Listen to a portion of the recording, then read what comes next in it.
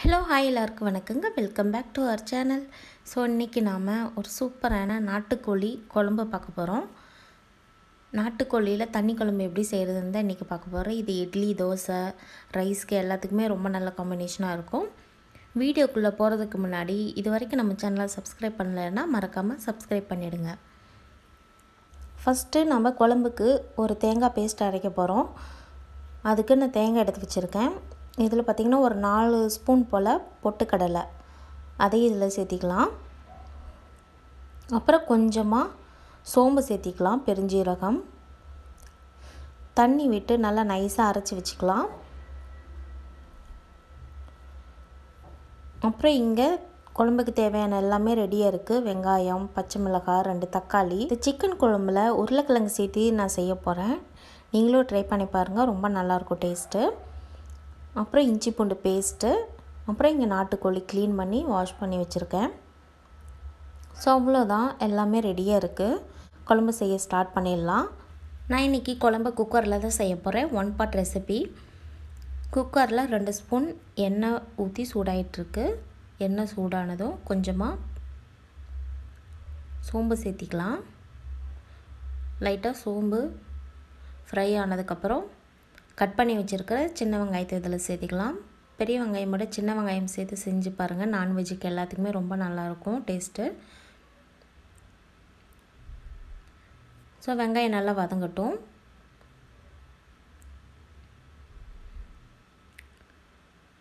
பச்சை மிளகாய் இதில் சேர்த்திக்கலாம், சும்மா ஃப்ளேவருக்காக. கட் பண்ணி வச்சுருக்கிற 2 தக்காளியும் இதில் சேர்த்திக்கிறேன். தக்காளியும் சேர்த்துட்டு நல்லா மேஷ் ஆகிற வரைக்கும் ஃப்ரை பண்ணிக்கலாம்.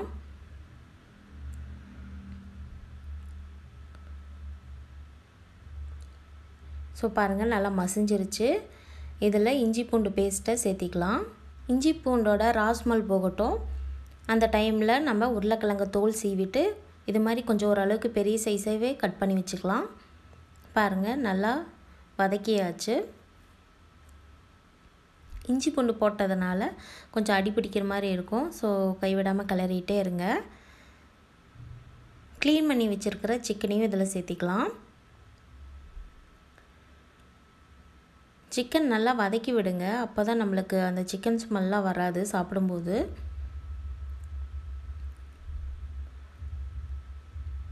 ஸோ வெங்காயம் தக்காளியோடு நல்லா மிக்ஸ் பண்ணிக்கலாம். மிக்ஸ் பண்ணிவிட்டு ஒரு 1/4 ஸ்பூன் போல் மஞ்சத்தூள் சேர்த்திக்கலாம். அப்புறம் கொஞ்சமாக கல்லுப்பு சேர்த்திக்கலாம். சேர்த்துட்டு நல்லா வதக்கி விடுங்க. சிக்கனில் இருக்க தண்ணிலாம் நல்லா வெளியே வந்து சுண்டணும். நம்ம இப்படி வதக்கி விடும்போதே சிக்கன் வந்து ஒரு 1/4 வாசி வெந்துடும். ஒரு 2 நிமிஷம் வதக்குனதுக்கப்புறம் நம்ம கட் பண்ணி வச்சுருக்கிற உருளைக்கிழங்கு இதில் சேர்த்திடலாம். ஓரளவுக்கு பெரிய சைஸாகவே கட் பண்ணிக்கோங்க, ரொம்ப குட்டியாக கட் பண்ண வேண்டாம். சிக்கன் வேகும்போது நம்மளுக்கு அந்த பொட்டேட்டோவும் வெந்துடும்.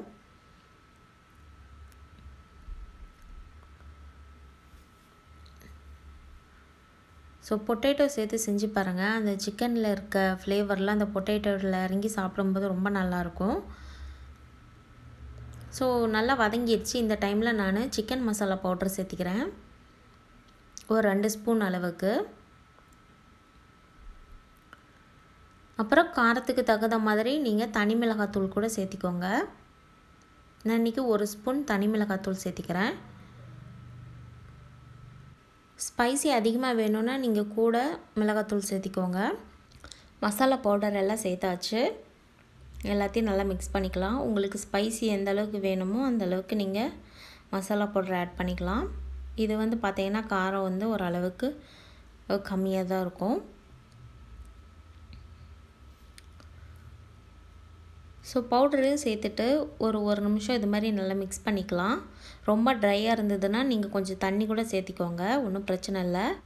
இதில் ஒரு 2 கிளாஸ் தண்ணி சேர்த்திக்கலாம்.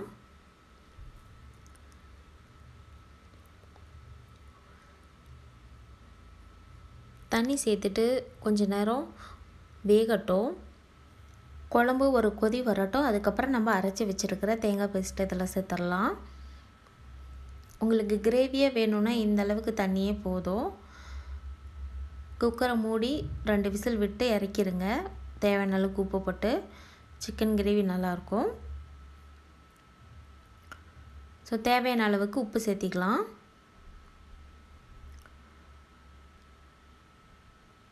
ஸ்டார்டிங்லேயே உப்பு சேர்த்திக்கோங்க. அப்போ தான் அந்த உப்பெல்லாம் நம்ம சிக்கன்லாம் இறங்கும். சிக்கன் வேகும்போதே சேர்த்துனோம்னா தான் நம்மளுக்கு அந்த டேஸ்ட்டு கிடைக்கும், உப்பு காரம் எல்லாம்.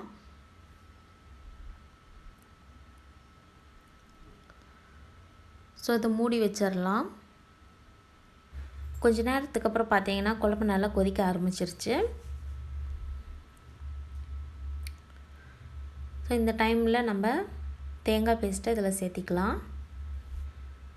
தேங்காய் பேஸ்ட்டில் கடலை அதிகமாக வேண்டாம் அப்படின்னு நினச்சிங்கன்னா கடலை குவான்டிட்டியை கம்மி பண்ணிவிட்டு அதில் ஒரு 5-6 முந்திரி சேர்த்தி அரைச்சிக்கோங்க. குழம்பு இன்னுமே நல்லா க்ரீமியாக நல்லா ரிச்சாக இருக்கும் சாப்பிட்றதுக்கு. ஸோ அரைச்சி வச்சுருக்கிற தேங்காய் பேஸ்ட்டை சேர்த்துடலாம். குழம்புக்கு தேவையான அளவுக்கு தண்ணி விட்டுருங்க. இது தண்ணி குழம்புங்கிறதுனால தண்ணி கொஞ்சம் ஜாஸ்தியாகவே இருக்கும். ஸோ தண்ணி சேர்த்தாச்சு. இந்த அளவுக்கு தண்ணி இருக்குது.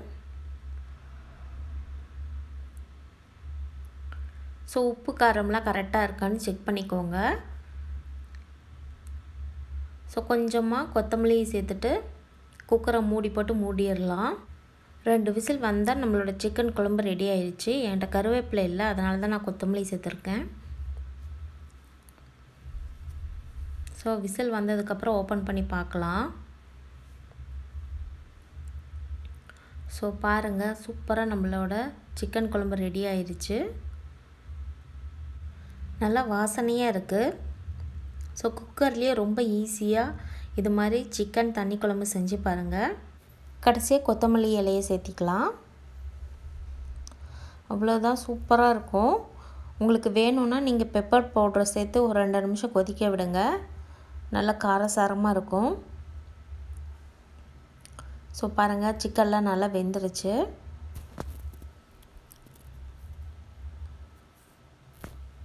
ஸோ கண்டிப்பாக நீங்களும் உங்கள் வீட்டில் இது மாதிரி ட்ரை பண்ணி பாருங்கள்.